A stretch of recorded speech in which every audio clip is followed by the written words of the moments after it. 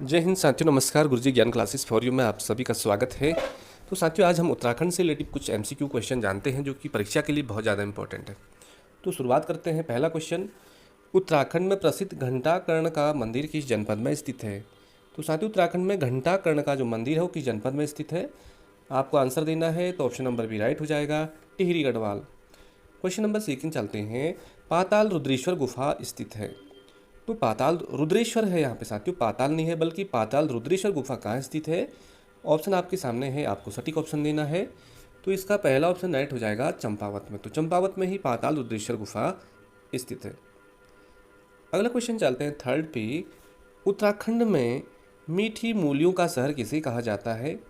साथियों, चार ऑप्शन है, चंबा, कौसानी, दोरहाट या जागेश्वर। तो उत्तराखंड में मीठी मूलियों का शहर कहा जाता है ऑप्शन नंबर सी, द्वाराहाट। द्वारिहाट को मंदरू का नगर भी कहा जाता है। अगला क्वेश्चन है साथियों, उत्तराखंड में सवाली बानो किस खेल से संबंधित है? सवाली बानो। तो साथियों, सवाली बानो उत्तराखंड में ये टेबल टेनिस से संबंधित है। सवाली बानो टेबल टेनिस से संबंधित है।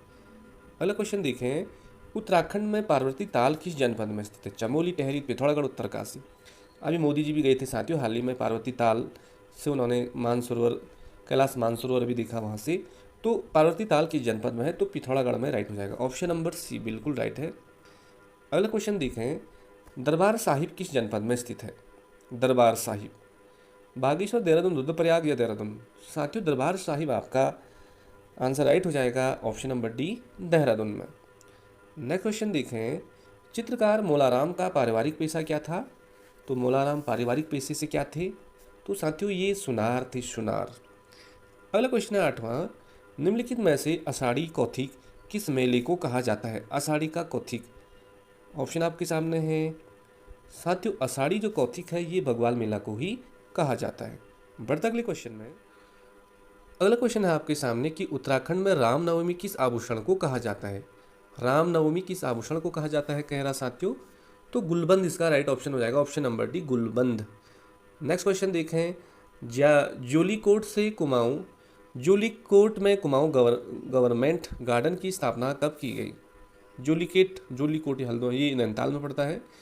तो साथियों, यहाँ पे कुमाऊं गवर्नमेंट गार्डन की स्थापना 1909 में किया गया, ऑप्शन नंबर बी बिल्कुल राइट है। अगला क्वेश्चन देखें, परमार वंश का चरित्रहीन राजकुमार किसे कहा जाता है? पराक्रम शाह को कहा जाता है। परमार वंश का चरित्रहीन जो राजकुमार है साथियों, पराक्रम शाह को कहा जाता है। अगला क्वेश्चन देखें हम यहाँ पे 12वां, अभागा शहजादा कहा जाता है। अभागा शहजादा कहा जाता है, किसे कहा जाता है?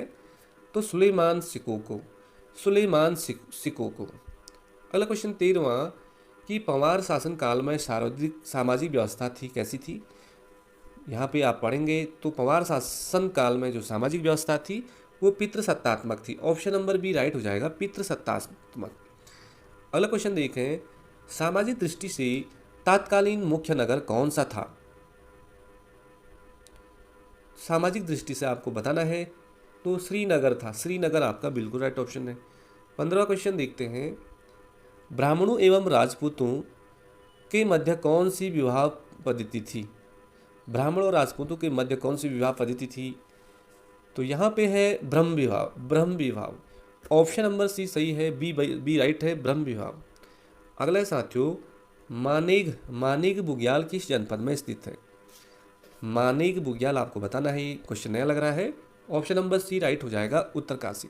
मानिक बुग्याल उत्तरकाशी जनपद में स्थित है। अगला क्वेश्चन देखें 17वां, केदारजू किसे कहते हैं? थल केदार को या बूढ़ा केदार को, ओम पर्वत को या कल्पे केदार को? तो केदारजू किसे कहते हैं? ऑप्शन पहला हो जाएगा साथियों, थल केदार को ही केदारजू कहते हैं।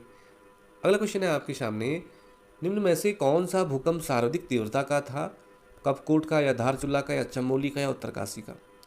साथियों, जो चमोली में आया था 1999 ईस्वी में, 1990 में, तो वो सर्वाधिक तीव्रता वाला भूकंप था। अगला देखें हम, उत्तराखंड में मामूलू क्या है? मामूलू, उत्तराखंड में मामूलू क्या है आपको बताना है। तो साथियों, ये मामूलू उत्तराखंड में भूमिकर था, भूमिकर। अगला क्वेश्चन देखें 21, भगवान केदारनाथ का शीतकालीन निवास स्थान कहाँ है? ये तो बहुत ईजी है, उखी मठ आपको याद होगा। अगला क्वेश्चन है साथियों, पंच केदार वर्ग में निम्नलिखित में से कौन एक समाविष्ट नहीं है कह रहा पंच केदारों में। तो आपको पता है विश्वनाथ इसमें समाविष्ट नहीं किया गया है। बढ़ते साथियों अगली क्वेश्चन में। अगला क्वेश्चन है यहाँ पे कि अजयपाल से संधि करने वाला चंद शासक कौन था। अजयपाल से संधि करने वाला जो चंद शासक था वो कौन था।